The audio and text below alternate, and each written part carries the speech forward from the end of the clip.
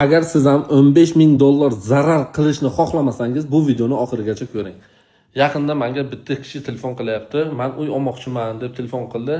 Siz maklermisiz, uy egasizmisiz dedim. Men maklerman dedim. Agensiyada ishlayman desam, "Yo'q, bo'ldi, kerak yo'q. Bizlar maklerdan uy olmaymiz, o'zi dehqondan o'zini uy egasini o'zidan olamiz" dedi.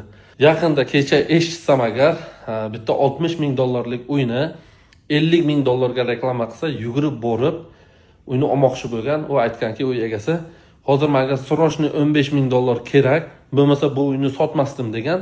Zalogga 100 dollar, 200 dollar, 500 dollar bermasdan 15 ming dollar bergan. 15 ming dollar bergandan keyin ertaga dushanba kuni, juma kuni bersa, dushanba kuni oformi degan kuni uy egasi yo'q bo'lib qolgan. U uy boshqa birovning nomida, u jiyani bu yerga kvartiran kelib yashab turgan. 15 ming dollar bergan. Ana endi unga telefon qilib, pulimni berasanmi yo uyni berasanmi? Men seni ustingdan yozaman desa, bemalol qayerga yozsang yozaver. Meni bitta yosh bolam bor. Men maksimum borib 3 yil o'tirib kelaman. Keyin umuman senga bir tim bermayman.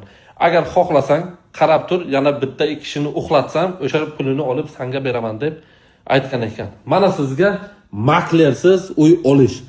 Agar makler bilan, agensiya bilan borganingizda siz 15 ming dollar bermasangiz, 100 dollar, 200, 500 dollar zalog berardingiz. O'sha hujjatlarni agensiya olib borib, notariusga dokumentlarni tekshirib, spravkalarni terib, hammasini tayyor qilgandan keyin notariusga olib kelardi. Keyin pulni sanab berib, keyin oformit qilib olardingiz. O'sha xizmati uchun makler sizdan 1% olardi. 50 ming dollarlik uy bo'lsa, masalan 500 dollar berardi, lekin o'sha pulni halol qilib olardi. O'sha uchun maklersiz ishlaganlarning ahvoli shu bo'ladi. 95 kvadrat narxi 62800. Mana shu Novostroyga arziydimi yo'qmi? Mana shu kattagina holi maklersiz ishlaganlarga mana shu videoni tashlab qo'yasizlar. Mana shu dahshat ekan, yevromontaj qilingan, mana shu mebel texnika hamma narsasi bilan 95 kvadrat, lekin narxi 62800, yana savdosi ham bor. Mana shu bolalarimiz uchun yotoqxona, ikkita divancha turibdi. Mana shu yerga terazasi bor. Biralarni asli dahshat qilib qo'ygan. Remonti yangi. Mana shu o'zi 3 xona, lekin bu 4 xona desangiz ham bo'ladi. Mana shu holni o'zi bitta xona, zal hisobiga desangiz. Bolalar uchun yotoqxona, mana bu yerga yana bitta zal bor, kattalar uchun yotoqxona. Mana shu zal bo'ladi, mehmonxona, mebel texnikasi bilan. Bu Shotor Rustavelida 6 qavatli binoni 6-qavatda joylashgan Novostroyga kirpichniy dom. Hamma mebel texnikasi bor, tayyor. Bu ikkinchi xonasi. Mana bu holni o'zi 3-xonasi. Holni o'zi bir 5 ga 5 mi shunaqa, juda ham katta. Mana bu 4-xonasi. Kattalar uchun yotoqxona. Mana shu dizaynni va shu dahshat qilgan lyustralarni qaraysiz. Yangi remont qilgan, faqat gilam to'shalmagan bu yerga. Ana endi bitta kuxnini ko'rsataman sizlarga.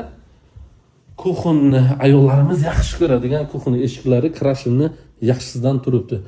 Ayollarimiz yaxshi ko'radigan kuxni mana xolodilnikni joyi bonus qilib beraman, qo'yib beraman debdi. Kir yuvish mashinasini qo'yib beraman debdi.